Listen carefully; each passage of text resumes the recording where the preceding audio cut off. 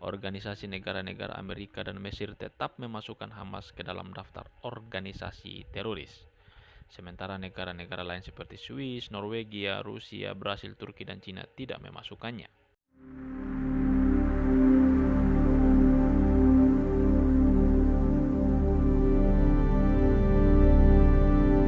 7 Oktober 2023, kita dihebohkan kembali tentang kelompok Hamas yang mengirimkan roketnya ke Israel.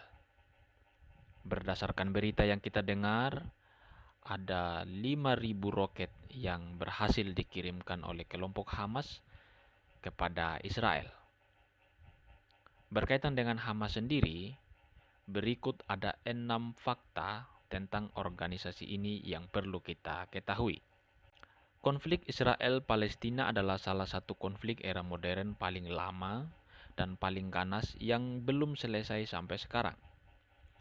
Ada berbagai hal yang jadi penyebab terjadinya konflik ini, termasuk terlibatnya berbagai aktor, salah satunya adalah Hamas. Kami mencoba menggambarkan 6 ciri khas dari Hamas, sebuah organisasi dengan tujuan konkret, ideologi yang relatif jelas, dan pendekatan metodologis yang dapat diidentifikasi untuk mencapai tujuannya. Hamas adalah organisasi yang digagas oleh pemimpin agama Syekh Ahmad Yasin dan didirikan pada 1987 saat konflik Palestina-Israel memuncak. Hamas muncul sebagai oposisi terhadap Organisasi Pembebasan Palestina (PLO) yang saat itu dipegang oleh pemerintah Palestina pimpinan Yasser Arafat yang terinspirasi oleh sosialisme dan nasionalisme. Para pendiri Hamas meyakini bahwa PLO gagal membela kepentingan rakyat Palestina dan justru cenderung mendukung terhadap apa yang mereka lihat sebagai penjajahan Israel atas wilayah Palestina.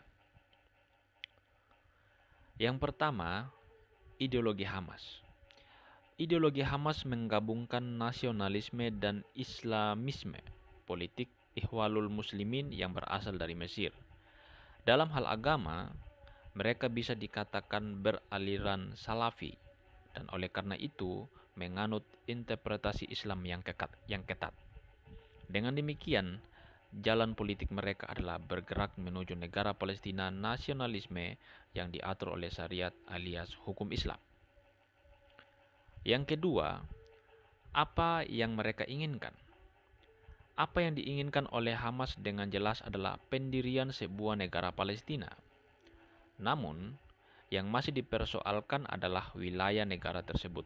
Sejak awal, Hamas menginginkan sebuah negara Palestina yang mencakup tepi barat, Gaza, dan wilayah yang sekarang diduduki oleh negara Israel. Bahkan mereka menentang keras perjanjian perdamaian Oslo tahun 1993 antara PLO dan pemerintah Israel. Dalam hal ini, mereka sama saja menolak untuk menjadi bagian dari otoritas nasionalisme Palestina. Otoritas yang mulai diakui secara internasional meskipun tidak secara bulat sebagai otoritas Palestina yang sah dan embrio negara Palestina di masa depan. Yang ketiga, penyangkalan terhadap negara Israel. Meskipun ada perubahan dalam pernyataan-pernyataan publik para pemimpinnya, penyangkalan terhadap keabsahan Israel sebagai sebuah negara menjadi tekanan bagi Israel.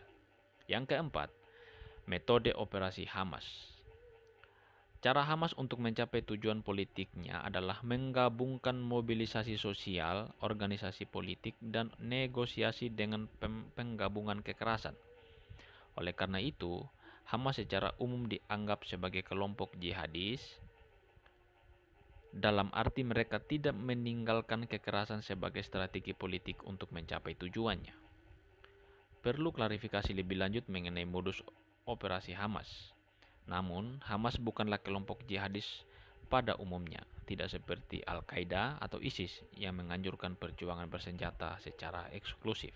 Hamas seperti Ikhwanul Muslimin di Mesir meningkatkan aktivitas kekerasan sebagai strategi untuk menyertai negosiasi politik.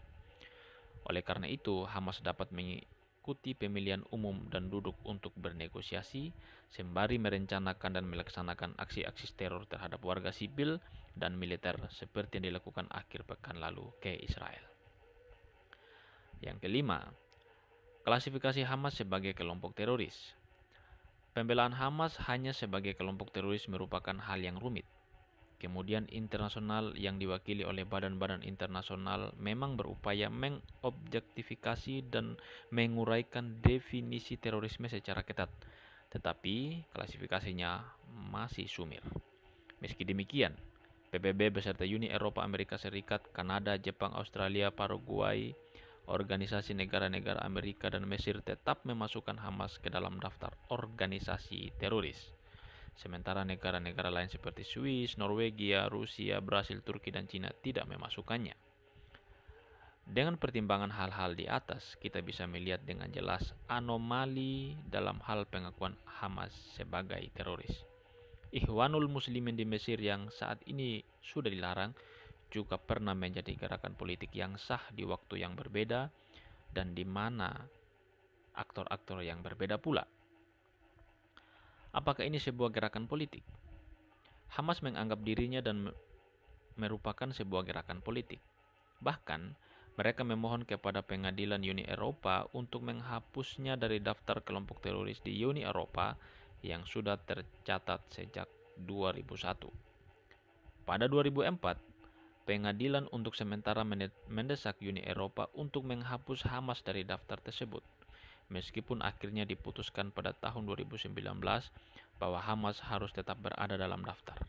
Ini membuat dana Hamas terus dibekukan ketika terdeteksi. Di Palestina, Hamas juga beroperasi sebagai partai politik. Puncak dari situasi ini terjadi pada tahun 2006 ketika Hamas ikut serta dalam pemilu Palestina bersaing dengan partai besar lainnya yang lebih sekuler, Al-Fatah, dan menang dengan suara mayoritas. Wow, luar biasa sekali teman-teman. Akan tetapi, masyarakat internasional tidak mengakui hasil pemilu tersebut dan krisis internal besar lainnya pun terjadi. Ini membuat krisis belum sepenuhnya terselesaikan hingga kini dan membuat Al-Fatah berkuasa di tepi barat, sementara Hamas secara de facto berkuasa di Gaza.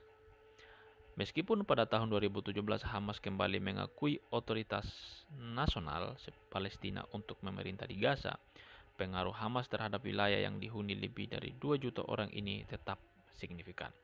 Fragmentasi dalam kontrol keseluruhan wilayah Palestina oleh Otoritas Nasional Palestina, pemerintah yang diakui secara internasional yang mewakili seluruh rakyat Palestina, dan fakta bahwa Hamas mengakui Gaza secara de facto merupakan argumen yang digunakan Israel untuk membenarkan kebijakan yang keras dan memasangkan barikade serta blokade di wilayah tersebut. Dengan demikian, konflik yang telah berlangsung selama beberapa dekade ini bukannya mereda, malah semakin intens dan mengkhawatirkan.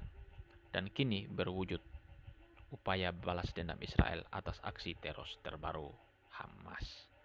Ya teman-teman sekalian, inilah fakta ya, 6 fakta berkaitan dengan Hamas.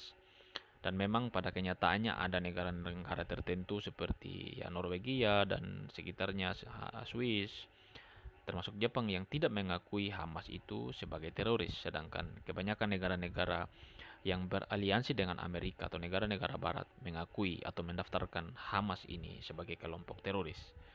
Nah, berdasarkan fakta-fakta ini teman-teman, kita yang membela Palestina atau kita yang sedang berjuang untuk kemerdekaan Palestina, kita berada di posisi yang mana?